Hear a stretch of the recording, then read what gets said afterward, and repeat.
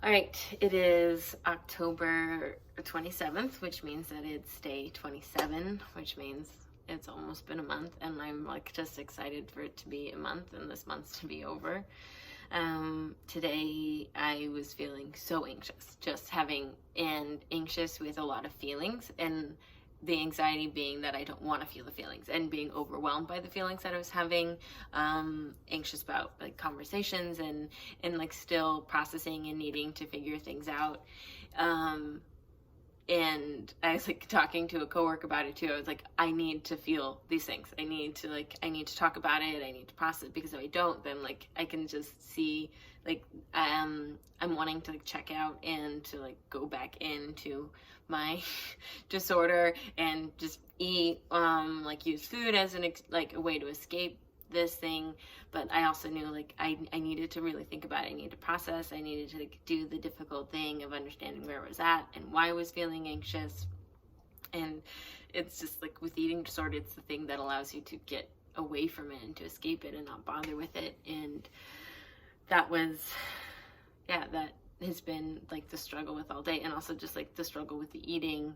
I've more or less eaten okay. Like I had my breakfast and I had lunch, but I like was snacking more, and there was like chocolate cake at work and I had some bites of it, and I had snacks, and like I just knew I was eating like more chaotically because I was feeling a lot more chaotic, and all of a sudden I'm just like hyper aware of every sweet that's around and every like sweet salty fatty thing that's around, and I'm just like, oh, I don't want to do this, and I just want to like blow this day up because I'm feeling overwhelmed by just the like emotional thing of it, even though it's not going to be, I mean, yeah, it's definitely a lot to process, so it's not going to be easy, but it's not like I've been through harder things, and it's just, you know, one conversation, and I will get through it, and if I'm doing what is best for myself, and I think that's what these daily entries have really helped with. It's like I have practiced every day taking 5 to 6 minutes out of my day and doing what is best for myself, and like taking care of myself, even if I felt like I needed it or not, or if I wanted to it or not, like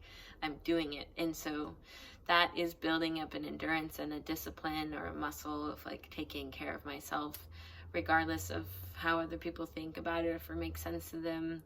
I can only like trust what's right for me in this moment. But eating, I did just that, like wanted to be in it and escape from it, and just feeling like exhausted a bit by choosing what was better for me. You know, it's like I felt that way a little bit last night. Like I just wanted to eat and eat and eat and eat, and like I like allow myself to like just have a big bowl of pasta and just feel like comforted by it, and it was nice, and I, you know, had some treats, and I took a shower, and I was like able to like do it in a space that was good for me. But I was worried sometimes those can be be a stepping stone up to like a relapse, and I was worried that it would be today. So I was like, and with all the feelings, I just knew things weren't resolved.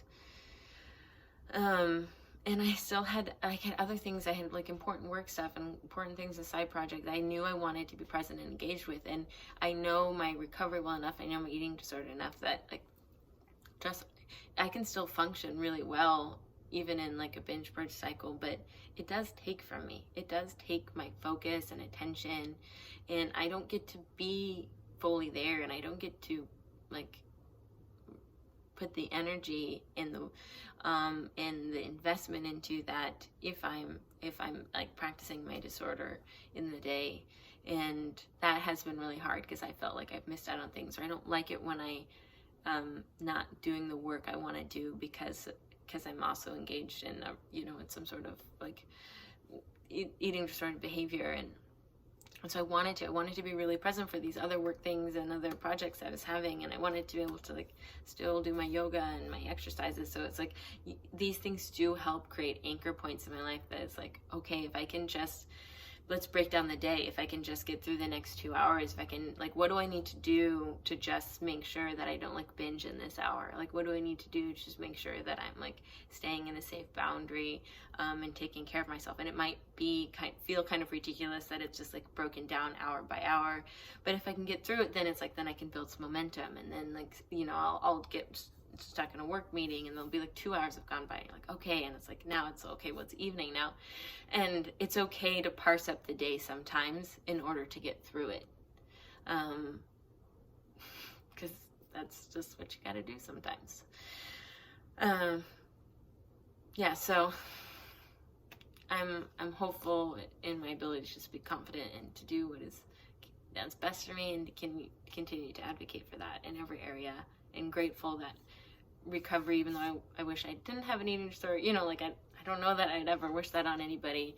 I am grateful for the things that recovery does teach me to do, and that it does teach me to like advocate for self-care and to be bold in what is best for me. Because when I don't do it, it can be really hurtful and painful, and my eating disorder is such an obvious example of that it's like an easy analogy to use. Yeah, that's it today.